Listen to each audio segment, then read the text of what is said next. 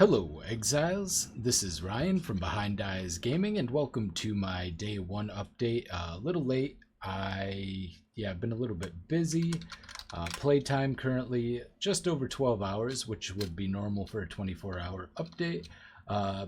Haven't progressed that much currently, and that's because I've been engaging very heavily with the league mechanic. I've been getting some cool stuff. I've got some tattoos.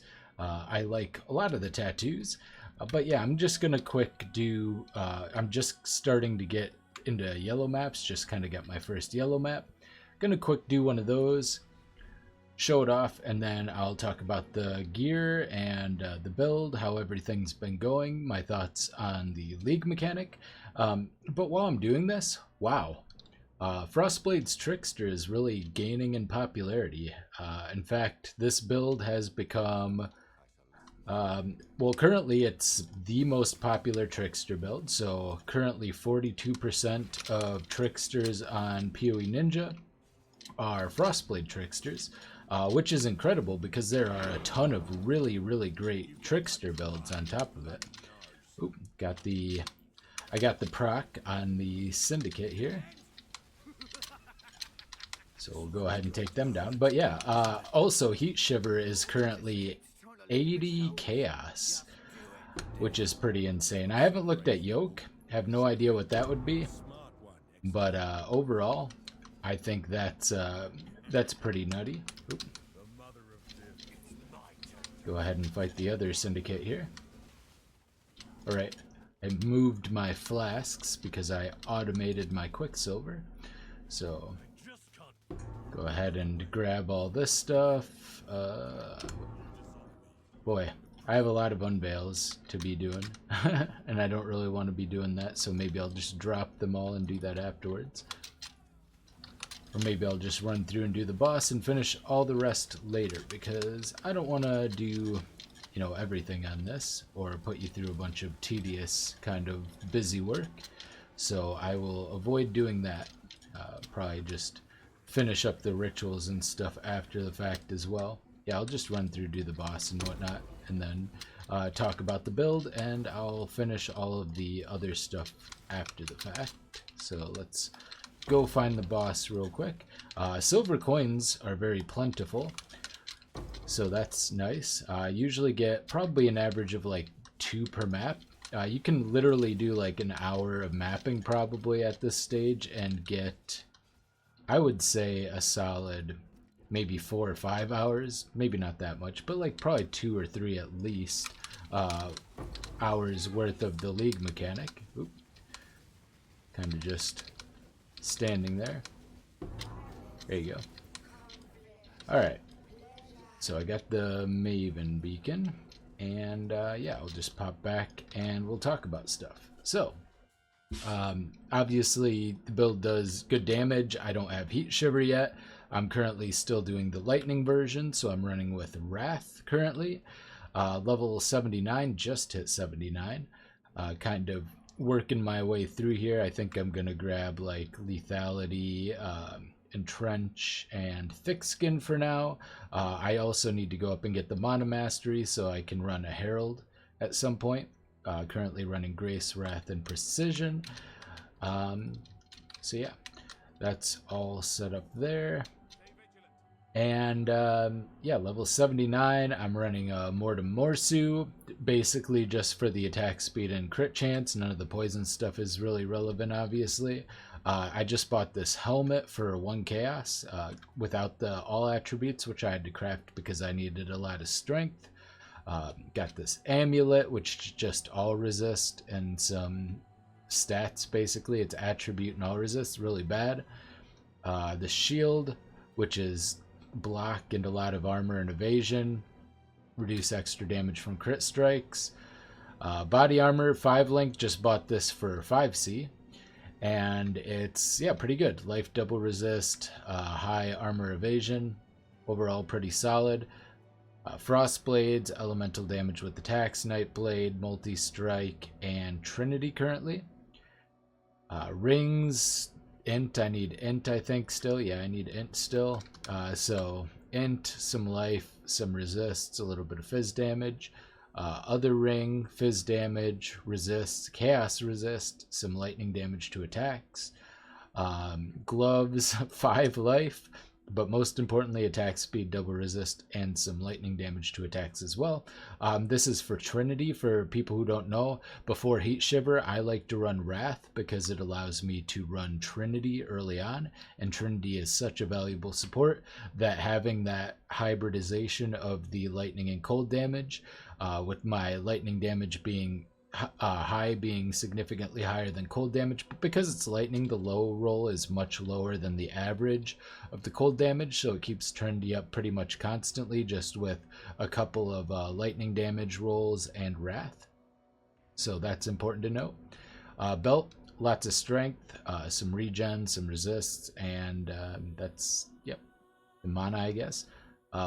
Boots. These boots are bad, but they've got 30 move speed, and I crafted some resist. So I'll be replacing these with evasion boots, so I can get the evasion mastery for 15% spell suppress if I have evasion on all of my gear. So, or all of my helmet, boots, gloves, and body armor. But I can't get it yet because I still am wearing these boots. I'll probably buy boots if I don't find some pretty soon that are adequate. And yeah, that's pretty much my gear. I only have one of my flasks crafted. It's not, you know, a super good craft or anything, but it's got the flash charge when you deal a crit. So, you know, it's up pretty much all the time. Then I have pretty unrolled silver, sulfur, and diamond flasks for the deeps, and my bleed removal flask, which also has flash charge when you deal critical strike. One thing that was told to me last league, and I've become aware of, is that the flash charge when you deal a crit is actually shared as a cooldown across all of your different flasks. However, because it's a % chance, and because there is an internal cooldown, you can still have it on most, if not all, of your flasks, and it'll still be good because there'll be plenty of like downtime basically. So if you're attacking a lot, you're still going to be getting like an extra flash charge per second on pretty much all your flasks if you have it on them. There's not going to be a lot of instances where it's not going to be beneficial for you because of the % chance, and because we're attacking fast, and because of the internal cooldown. So kind of have that shared cooldown, I guess, which makes it matter a little bit less. Link wise, got precision, bone chill, frost blink, assassin's mark, life tap, and mark on hit. Ancestral Protector, Ancestral War Chief with multi-totem, Steel Skin, Self-Cast with Grace and Wrath. I went through my main link, and then Whirling Blades with momentum and faster attacks, and I'll add in, you know, some more utility stuff as I see necessary. But we got most of the important stuff out of the way. So links are pretty much set up. Working on flasks and gear needs a lot of optimization, but as you can see, the damage is good. Survivability is fine despite the very low life. I have died quite a bit actually. I played through pretty distracted. I have 13 deaths, so I died like 6 times in the campaign. Yeah, just some stuff happening and everything, but I'm gonna be working on that life. Like I said, I'm gonna be getting this whole thick skin wheel down here. Skill tree wise, got most of my stuff. Got some tattoos. I just started slapping tattoos on. You can scour these later, and I don't know how expensive they'll be, but I do like the league mechanic, so I'll probably self-farm plenty. I have 2 of the all attribute ones, which help with my strength and int requirements. It did allow me to get out of the strength point, which is nice. Along with my gearing, of course, which is heavily focused on that. The % global defenses, I don't know, it was like my first kind of fancier tattoo I got, and I wanted to slap it on, so I just did. Give me a little bit of evasion and armor. Currently almost 1400 armor and almost 12k evasion. I don't have any flasks to buff any of that at the moment. Probably get that set up as well. Maybe dropping, you know, something later on as I need to be. But other than that, the tree's pretty close to what it would normally be at this stage. I haven't really taken any liberties. I've gotten Heart of Oak because I'm lacking life so heavily at the moment. Haven't picked up my frenzy charges yet since I'm not running Ice Bite, so I'm just running on 5 frenzy charges, and those will just pop up when I get, so basically when I get hitting elites and stuff from my Mark Mastery here. Gonna be picking up Lethality, Thick Skin, and Entrench. Currently, I do have Lucky Suppress, but even still, my Suppress is kind of low even for that. Where is it? 57%. So with these 2 points, that'll bump that up to it's another 17%. So that'll put me at what, 74%, which is 74% with lucky is pretty close to 100%. Still might get one shot by spells, but until I get my gear sorted, that should be fine. Once I have the evasion mastery as well, that'll pretty much sort me, and I can spec into the +3 suppress spell damage with just one suppress on like one piece of gear, hopefully boots, but whatever it ends up being on. After I go down and grab this stuff down here, gonna get the Mana Mastery, Frenzy Charges, and Jewel Slots, and eventually, of course, I'll spec out of a lot of that for my Cluster Jewel setup, and then I will be more or less set. So I'll kind of trim some of the fat, so to speak. Like I'll probably get rid of like Life Rakers since I'll get attack speed on that. It's a little redundant. I'll probably spec out of some of this stuff over here. Yeah, and I don't know, I'm kind of partial to lethality because of how efficient even these small crit chance, crit multi nodes are, and it's just a lot of crit chance with crit multi, so I might stick with that. Might forego Heartseeker this time, but the mastery would be kind of nice too. As far as the mastery for projectiles, not really sure what I want to go with there. Maybe projectile speed, but honestly, yeah, more projectile speed's pretty much the only thing I can think of. Might not even bother. Everything else is pretty much in the guide. Haven't really deviated too far from that. So yeah, that is pretty much the update. I'm really liking the League mechanic. The League mechanic is super cool for me. I like the kind of auto battler playstyle. I like kind of strategizing what I want to do, and also having the option to be active in it myself. So I can play offensively or defensively depending on like what kind of units and the situation we have. Like if I have good flankers, I can sit back and let the flankers take out the enemy totems, and if I don't, then I can just kind of stick back, increase the enemy cooldown timers, and then go take down a bunch of totems myself once I kind of have built up an advantage.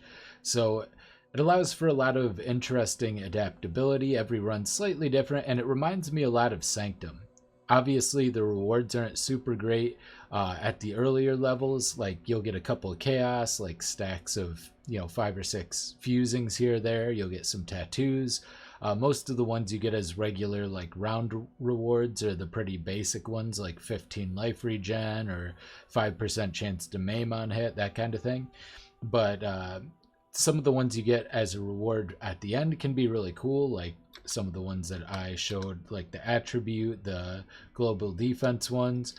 You'll also get neat stuff like this, which is Omen of Revenge, will be consumed when you die. Make each nearby enemy permanently take 25% more damage. This is kind of cool because you could be like, doing a boss you're having a hard time. Like say you want to rush through and do Maven or something, but you're not sure you have survivability to deal with it, or you might be a little low on the damage. Well, if you do happen to die, you can just pop this in your inventory, and if you die, it just becomes easier when you come back. So that's kind of cool. I might use this when I'm taking on pinnacle bosses. Might look for a few more of them. Lots of cool tattoos. I've kind of been picking out ones here or there. The better strategy would probably be to like really pick one and get a bunch of them so I can use it to kind of custom make a character. But yeah, there's a lot of neat ones out there. I don't have too much to update just because honestly, compared to normal, I just wasn't super rushing through here. So more or less, that's what I've got. But I will try to make a guide for the league content, since I've spent probably about a quarter of my playtime or a third of my playtime, somewhere along that lines, playing the league mechanics so far this league. And that number will probably increase. But I think I am going to try to at least push up and get my first 2 Void Stones before I really engage much more in today. I think tonight and tomorrow morning I'm going to just make sure I got some of my mapping goals done, and then I'll go back to doing the league mechanic. But hope you enjoyed. I hope you're having an awesome league start. I can't believe how popular this build's gotten. It's to the detriment, I guess, of people who wanted cheap gear. Used to be pick up a Heat Shiver day 1 for like 4 chaos. Now it's 80 chaos. I haven't even looked at yoke. I'll look at yoke right now. So here, I'll just pull this up on the screen. This is the Heat Shiver at the moment. So let me go ahead and check that out. So we'll look at Heat Shiver real quick. Heat Shiver, okay, it's dropped 70, so that might be price fixing. So yeah, it looks like more realistically we're looking at, for pretty weekly rolled ones, over 80 chaos. And then I haven't looked at yoke at all, if there's even any on the market. 23. Yeah, we're looking at a solid 1.5 plus divines. This is for a corrupted one. Yeah, so prices have gone up. I think part of the reason Heat Shiver's gone up is because Glacial Hammer got a buff with the trauma support. So I think people are probably also going to be running Glacial Hammer builds this league, which is awesome because Glacial Hammer is super cool and also is perfect for the Heat Shiver playstyle. So I hope to try that myself pretty shortly here. Anyway, hope you're enjoying the league, and I'll see you next time. Kind of rambled on a bit longer here, but bye.